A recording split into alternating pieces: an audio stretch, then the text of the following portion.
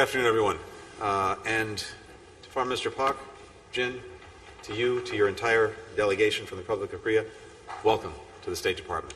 And I must say it's also wonderful to see my friend, the ambassador, newly arrived in Washington, here with us as well.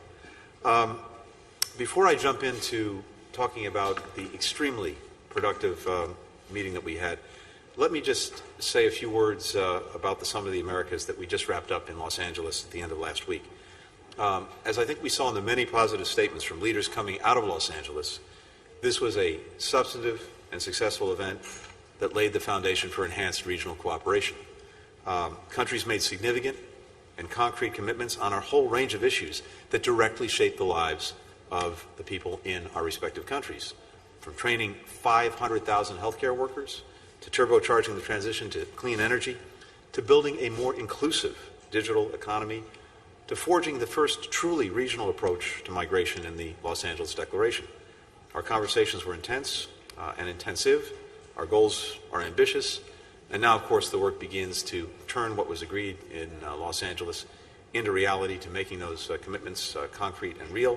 And I have no doubt that all the engagement that happened in Los Angeles will pave the way to do just that. Here today, this is the Foreign Minister's first visit to Washington in his new role, and it comes quickly on the heels of the summit between President Yoon and President Biden in Seoul a few weeks ago. As President Biden said then and there, the alliance between the Republic of Korea and the United States has never been stronger, it's never been more vibrant, it's never been more vital. Our discussion today reflected the full breadth and depth of this partnership, as did Deputy Secretary Sherman's meetings in Seoul earlier this month. We probably could have gone on for another couple of hours covering the world as we were. Now, we can't also forget the other very notable meeting between our countries recently, BTS visiting the White House. For the BTS Army in America, it was a thrilling day. And I have to tell you, some of you may have noticed this, I had another K-pop moment myself a few weeks ago when I was on the Late Show with Stephen Colbert. As we arrived at the Late Show, there was a huge crowd at the backstage door. And for a minute, I have to admit, I thought, well, maybe they're here to see me. No. There was a K-pop group twice that was also on the show that night. That's why they were there. And by the way, they were terrific. So, there's no question that the ties between our countries are strong and incredibly broad as well. And through this alliance, founded in shared sacrifice, deepened over nearly 70 years, our countries are taking on urgent challenges and also seizing opportunities together. So, to name just a few of the issues that we talked about in some detail today. First, we are coordinating closely with each other on the threat posed by the DPRK's unlawful nuclear and ballistic missile programs. The recent increase in Pyongyang's ballistic missile testing has raised tension throughout the Indo-Pacific region and beyond. We continue to seek the complete denuclearization of the Korean Peninsula. And let me emphasize that the United States has absolutely no hostile intent toward the DPRK. We're open to dialogue without preconditions. We want to support the people of North Korea, including with COVID-19 vaccines. Indeed, we have offered our help consistently throughout the pandemic, and again during the awful surge that they are now enduring, which comes on top of severe economic and humanitarian crises. Our goal, simply put, is a peaceful and stable region and world. Until the regime in Pyongyang changes course, we will continue to keep the pressure on. Just as important as what we're doing is how we're doing it, together with the international community. For example, a few weeks ago, the United Nations Security Council voted 13-2 to impose stronger sanctions on the DPRK in the wake of an unprecedented number of provocative missile tests, including with ICBMs. All the non-permanent members of the Council voted for the resolution. Only China and Russia opposed it. And with Japan and the Republic of Korea, two of our closest allies, we are working trilaterally to address the threat posed by the DPRK and to tackle other pressing regional challenges, including, for example, restoring Burma to a democratic path, supporting ASEAN, accelerating women's empowerment. All this work is grounded in our shared values as democracies and our shared commitment to human rights. And the United States is committed to helping our partners work through challenges in their relationship, which is in the collective interest of the region and of people in all three countries. Second, we are working very closely with the Republic of Korea and other partners to develop the Indo-Pacific Economic Framework, which our countries launched together in Tokyo last month, along with 11 others. This will put in place a robust foundation for strong and sustainable economic growth across an incredibly dynamic region. Our countries share a commitment to a free and open Indo-Pacific where innovation flourishes, supply chains are secure, labor and environment standards are high, and the rules of the road give workers and businesses from all countries an equal chance to compete and to succeed.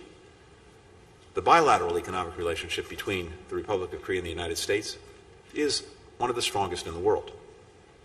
We're your second largest trading partner. You're our sixth largest. We're the second largest investor in your economy. You invest more in the United States than you do in any other country. In so many ways, we are profoundly linked together through our economics. Samsung is building a semiconductor factory in Texas, which will create thousands of jobs here in the United States. Hyundai has announced more than $11 billion in new investments in American manufacturing, including a new electric vehicle plant and battery factory in Georgia that will, again, create thousands of jobs. These partnerships between leading global Korean companies and American workers and communities will yield benefits for both of our countries and bring us even closer together. Third, we are standing together on global security challenges, including President Putin's unprovoked war on Ukraine. Since the war began in February, the Republic of Korea has coordinated sanctions and export controls alongside the United States and other allies and partners. It's taken steps to help stabilize energy markets. It's offered significant economic and humanitarian support to the government and people of Ukraine. We will discuss these and other issues in depth later this month when President Yoon joins the NATO summit in Madrid, together with other allies and partners from the Indo-Pacific region. Across these and other issues, the Republic of Korea and the United States are united. We're working together to promote peace, stability, and prosperity in the Indo-Pacific and beyond. We're connected by people-to-people ties going back generations, including nearly 40,000 Korean students who came to the United States in the last academic year, more per capita than from any other country. Former Mr. Pak earned degrees from not one, but two American universities. He knows the power of these exchanges. So do we. In the 140 years since our countries established diplomatic relations, we've grown closer in every conceivable way. Under President Yoon's administration, that is sure to continue, especially as the ROK assumes its vital role as a global pivotal state.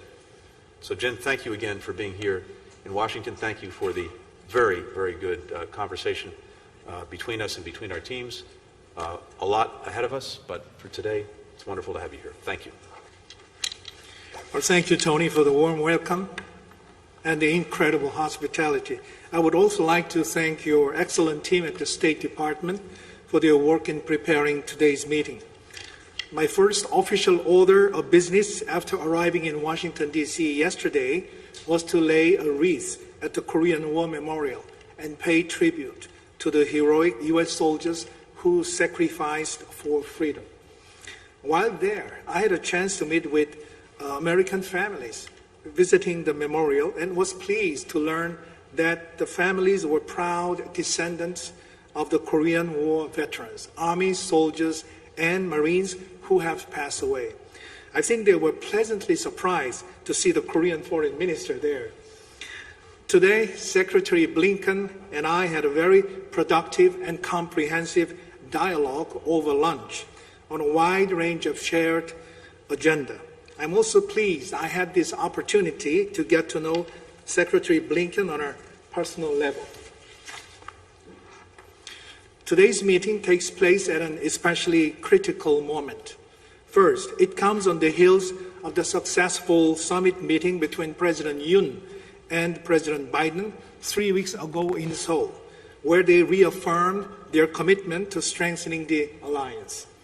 Secretary Blinken and I discussed ways to build on the strong momentum created by the summit so early in President Yoon's term and to promptly implement the agreements reached by our two presidents. Second, our alliance is confronting increasingly complex challenges, including destabilizing actions by North Korea, the war in Ukraine, ongoing COVID-19 pandemic, supply chain disruptions, food and energy crisis, climate change, and others. As allies that share core values, such as democracy and human rights, Korea and the United States are natural partners for tackling these tasks. This is what we mean when we commit to developing a truly global, comprehensive, strategic alliance. Secretary Blinken and I also share our assessment on the series of recent missile launches by North Korea, as well as prospects of further provocations. We affirmed that any North Korean provocations, including a nuclear test, will be met with a united and firm response from our alliance and the international community. We expressed special concern over North Korea's increasingly aggressive rhetoric regarding the use of tactical nuclear weapons. And we agreed that North Korea issue is one of the top policy priorities for the United States and the Republic of Korea. Pyongyang's continuous provocations will only lead to strengthened deterrence of the alliance and stronger international sanctions measures. With a shared understanding of the importance of extended deterrence, Secretary Blinken and I agreed on the early reactivation of the high-level extended deterrence strategy and consultation group. As a follow-up to the summit meeting in May, the EDSCG will serve as a timely and effective mechanism to discuss concrete extended deterrence measures as well as to send North Korea a firm message. We also discussed concrete ways to close the loopholes in the implementation of existing sanctions, as well as ways to further strengthen the sanctions regime. At the same time, we have been very clear that we remain committed to dialogue and diplomacy. We are prepared to take a more flexible and open-minded approach to diplomacy vis-à-vis North Korea. We seek dialogue with North Korea without preconditions. We urge North Korea to cease destabilizing actions and return to dialogue. We also reaffirmed our willingness to provide COVID-19 related humanitarian assistance to North Korea, irrespective of political considerations. We hope that Pyongyang will respond positively to this offer. The 21st century U.S.-ROK alliance is about more than the security realm. It is now an economic security alliance and a tech alliance. Korea as a global pivotal state, or GPS, stands ready to assume a more active role in advancing freedom, peace, and democracy around the globe. Today, Secretary Blinken and I spent significant time discussing ways to address complex economic challenges so that the United States and Korea can work hand in glove to benefit our business corporations and better the lives of our citizens in tangible ways. We also discussed addressing the all-important global supply chain issue. I expressed Korea's full support for the upcoming Ministerial on Global Supply Chain Resilience to be co-hosted by Secretary Blinken and Secretary Raimondo. Our two countries will also engage at the export working level to strengthen supply chain early warning systems so that we can prevent damaging disruptions.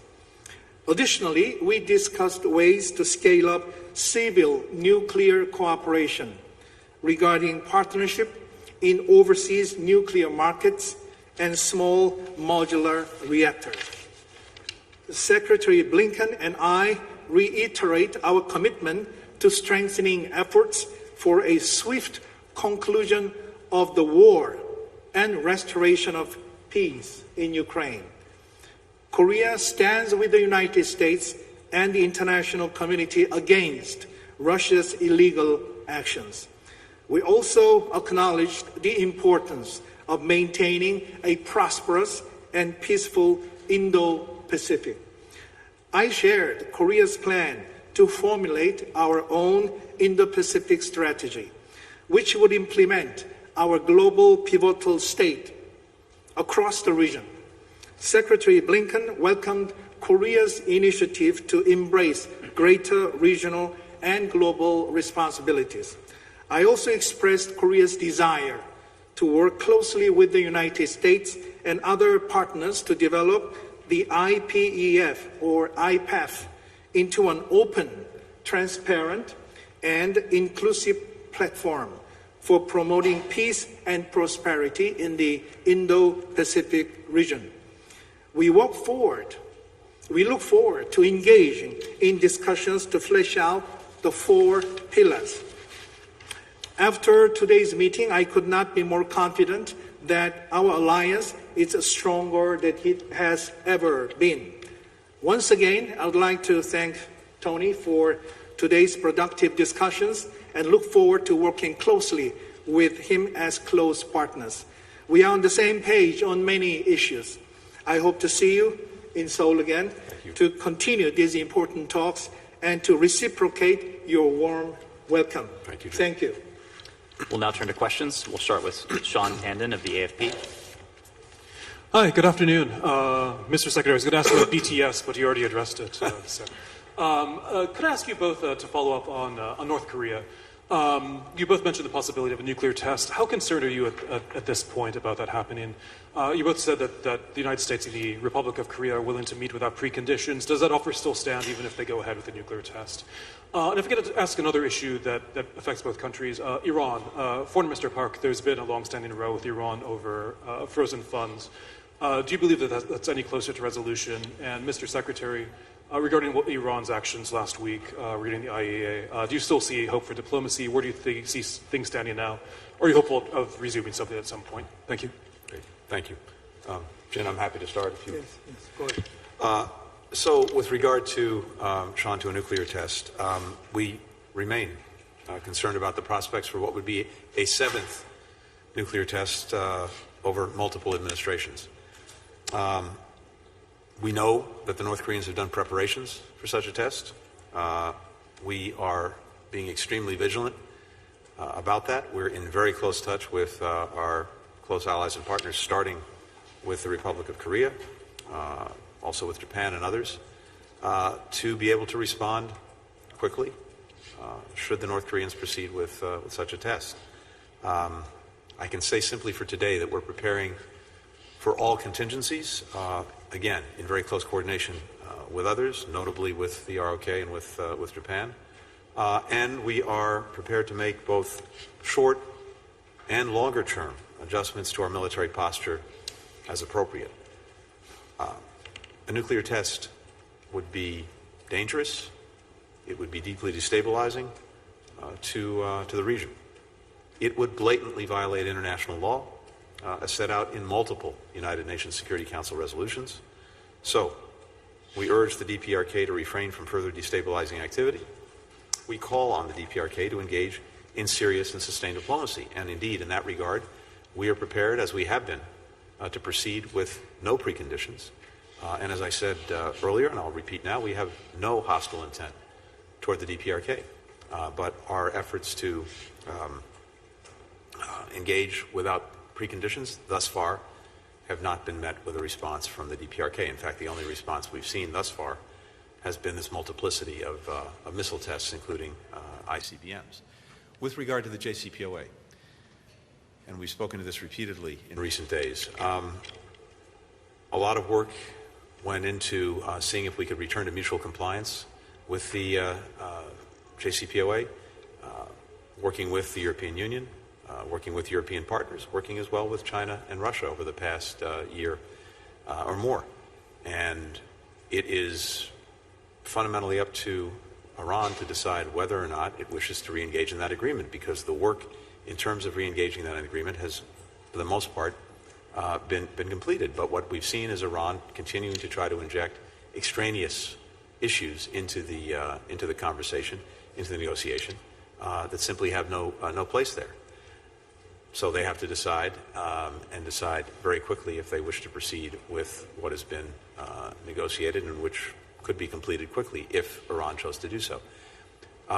Separately but relatedly, of course, are Iran's obligations under the non-proliferation regime to its commitments to the IEA, including commitments that it has dodged for a long period of time, to the point where it was important for the IEA to express through the resolution of the Board of Governors its deep concern with Iran's failure to comply. And now Iran has taken steps in response to the IEA that make things even more challenging, including a return to the JCPOA, as it, for example, pulls cameras out of places where the IEA had them placed for monitoring. One of the great benefits of the JCPOA was the most comprehensive and complete monitoring and inspections regime of any arms control agreement yet put in place. If the Iranians are dismantling that at the same time, then I think that makes the possibilities of return to compliance even more remote. So fundamentally, it's up to Iran, and we'll see quickly, I would imagine, what it proposes to do by its actions, and the actions that we've seen are not encouraging. I think that North Korea has now finished the preparation for another nuclear test, and I think only political decision has to be made. If North Korea ventures into another nuclear test, and I think that it will only strengthen our deterrence and also international sanctions. And it will only isolate North Korea from the international community.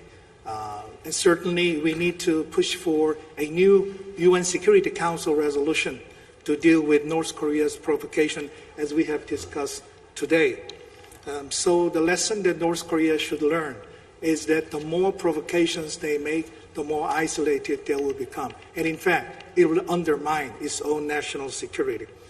With regard to Iran, we want to have a mutually beneficial relationship. Although we have some obstacles of frozen fund, Korea will discuss it with Iran and also with the United States. And in terms of JCPOA negotiations, we hope that this issue can be resolved as soon as possible. And if that happens, then I think that these obstacles could be fixed as well. So we need more diplomacy and dialogue with Iran in order that we can have a positive result out of the negotiations on the nuclear issue. We'll turn to Park Hyung-young with Junong Ilbo. For this opportunity, Secretary Blinken and Minister Park, you didn't mention to what extent the U.S. would provide extended deterrence to South Korea, with North Korea expected to conduct its nuclear test and becoming more and more capable with its weapons program. Would you agree that extended deterrence is one of the most realistic solutions to protect the Korean Peninsula?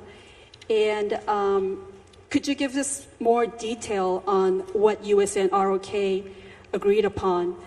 And if you have a time schedule to reactivate the extended deterrence strategy consultation group, the EDSCG.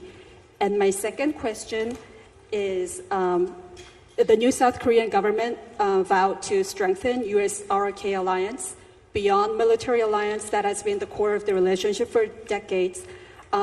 Closer alignment with U.S. policies and deepening economic and security ties, like joining the IPAF with the U.S., could potentially make South Korea's relationship with China suffer, like what happened when U.S. missile defense system was deployed to South Korea in 2017.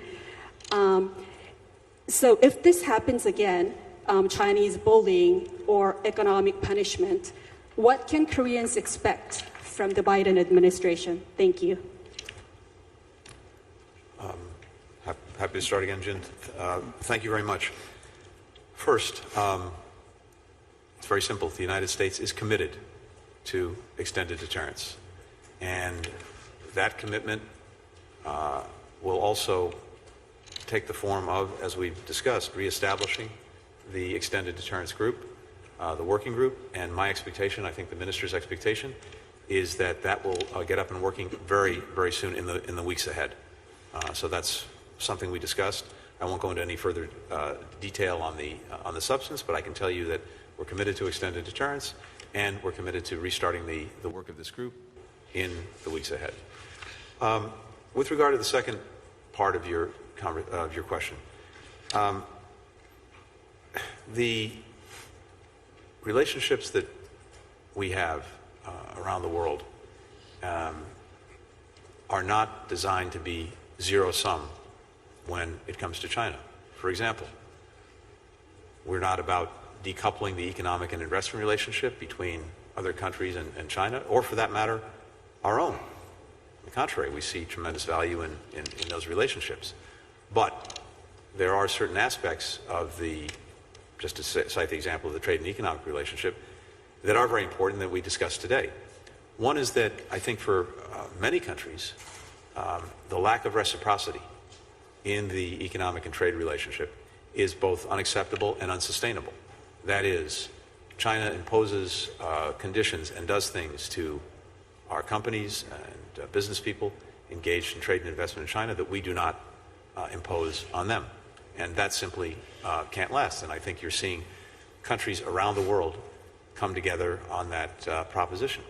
Similarly, even as we support trade investment, and even as we do not seek to decouple our economies, there are certain very specific aspects of our economies that are of strategic importance or that have a security implication where we have to be very vigilant, because there is no distinction between Chinese companies and the Chinese state. Indeed, under Chinese law, companies that engage in investment and business are required, at the request of the government, to share any information that they've acquired as a result of these economic relationships with Beijing. And that presents in certain areas something that we have to be very vigilant about, because it could become a security or strategic issue. So that's the nature of the conversation. But more broadly, let me just add this. For us, and I had an opportunity to speak to this about a week ago in discussing the Biden administration's approach to China, our approach is not about holding China back or trying to keep it down. It's about upholding what we commonly refer to as the rules-based international order. The rule of law system that has been put in place to try to govern relations among nations in a way that upholds peace and security, minimizes the potential for conflict, and allows everyone to engage in a race to the top where we all flourish and all succeed. When that order is challenged by anyone, we'll defend it. And in fact, we'll do it together. But again, this is not designed to be zero-sum. It's designed to be a race to the top in which everyone, we hope China included, is prepared to engage. The question you have raised about extended deterrence and IPEF, we discussed before today between the two of us. Extended deterrence strategy and consultation group meeting, we agreed, should be reactivated as soon as possible because it deals with Korean security, peace and stability, and also including the timely deployment of strategic assets when necessary, and of course the restoration of the Korea-U.S. joint military exercise will certainly help bring about more safe environment on the Korean Peninsula. I already mentioned the need for pushing the new UN Security Council resolution in case North Korea comes up with another nuclear test. Concerning IPEF, the basic approach that this forum has taken is that this forum should not alienate or exclude any one specific country. The basic idea is to have a more inclusive, transparent, and also flexible forum where joining participants can discuss the future of the region and how to create a new laws and norms so that member countries can operate together in the area of trade, supply chains, energy, clean energy, and tax and anti-corruption. And I think that the real question is whether China would be willing to accept the norms and the regulations so that we can have a mutually beneficial relationship in the region. So I hope that IPEF can create a better world for the future through the establishment of new regional trade and investment and also economic security framework in the region. Nike Ching, VOA. Good afternoon, Secretary Blinken. Good afternoon, Minister Park.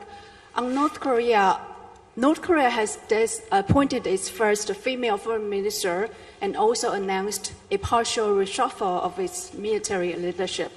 What is your read to these personnel change? Is it an indication of shift of approach by North Korea toward the U.S. and South Korea? Separately, if I may, Secretary Blinken, sanctions have not been working to deter North Korea from further provocation. Given the division within the United Nations Security Council, are unilateral punitive measures by the United States targeting Chinese and Russia individuals and entities supporting North Korea's weapon programs on the table? And to Minister Park, do you see United States play a role to revive the intelligence sharing pact between Japan and Korea? Thank you very much. Thank you, Nike. We have noted the appointment of a new foreign minister in North Korea, but our approach is not predicated or dependent on specific individuals. It's focused entirely on the policies that a given country is pursuing. And as I said, and just to reiterate, we remain committed, as is the Republic of Korea, to diplomacy and to dialogue. We've had multiple senior U.S. officials, including the President, myself, repeatedly and publicly affirm that we seek diplomacy with the DPRK without preconditions. And I repeated it again today. I also reiterated that we have no hostile intent toward the DPRK. So we'll continue to reach out to the DPRK. We're committed to pursuing a diplomatic approach. Unfortunately, to date, what we've seen from the DPRK is the opposite. I hope they'll respond differently. With regard to sanctions and pressure, virtually all of this is coordinated closely with other countries, and it's pursuant to UN Security Council resolutions. North Korea is in violation of many of them, and repeatedly so. When it comes to targeting those who are supporting North Korea's missile or nuclear program, that's already what we're doing. We have imposed sanctions of one kind or another on individuals and entities, including Russian and Chinese individual and entities, that are aiding and abetting those programs. We'll continue to do so. But I think that North Korea should change its mind and make a right decision. So rather than spending its budget for launching testing nuclear bomb or launching missiles, they should spend their budget for the well-being of the people. Now we know that Corona-19 pandemic is affecting people's lives in North Korea. North Korea has voluntarily admitted the problems that they have. So as long as North Korea continues on its belligerent posture, as I mentioned, it will only isolate the country. With regard to GSOMIA, we want the GSOMIA to be normalized as soon as possible, together with the improvement of Korea-Japan relationship In order to deal with the threat from North Korea, we need to have a policy coordination and the sharing of information between Korea and Japan and with the United States. So I hope that this security cooperation and the sharing of information can be normalized as soon as possible. Our final question goes to Kim Young-soon with KBS. Hi, my name is Yang-soon Kim from KBS. It's really nice to see you, Minister Park, in here. Yeah, welcome. I have a question to Blinken and Minister Park too. Well, first of all, I've been working here from the inauguration of the Biden administration. From that time, you guys revised the North Korean policy and put out the calibrated and the practical approach to North Korea. But since then, as you mentioned and admitted, there's no response from the North Korea, and it looks like the sanction doesn't work well. So do you have any other leverage to make a goal, a Korean Peninsula denuclearization, or any other thing to put a step forward to the nuclearization of the Korean Peninsula, or you guys change or modification in the North Korean policy with the new government?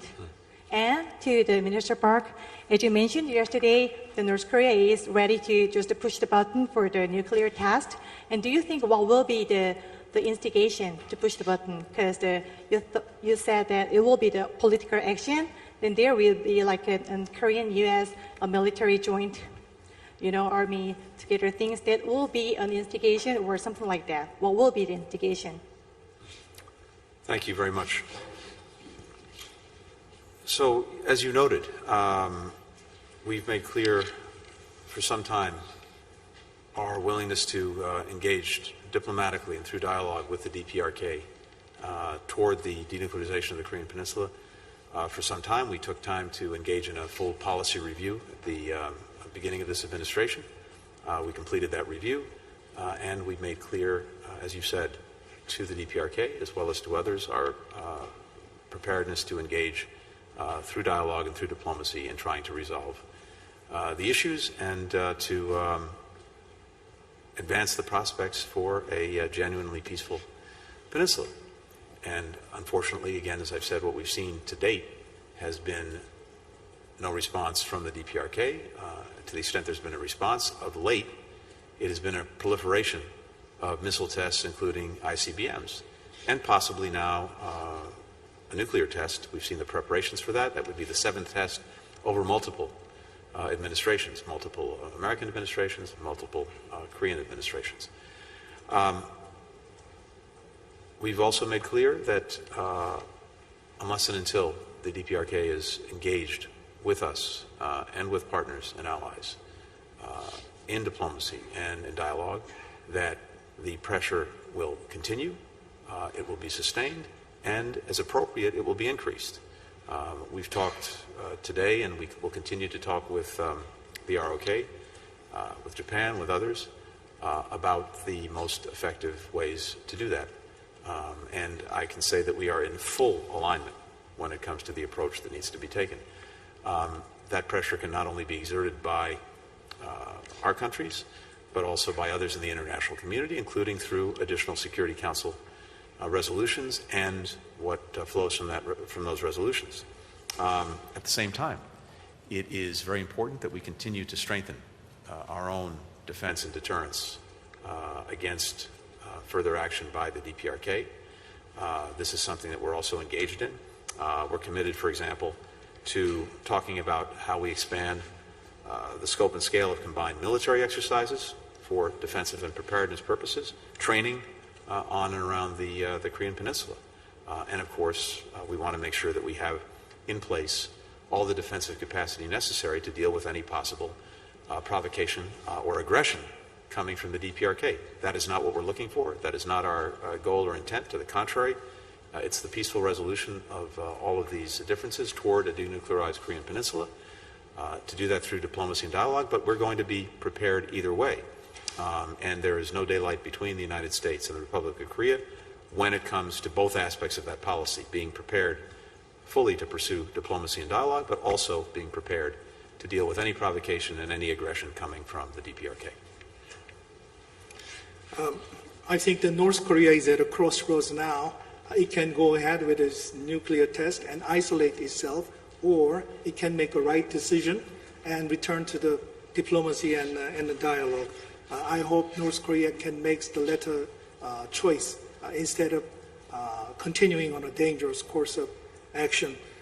If North Korea somehow decides to go ahead with its nuclear test, then as I mentioned, Korea and the United States will react with a firm position through strengthened deterrence and also through the UN Security Council resolution.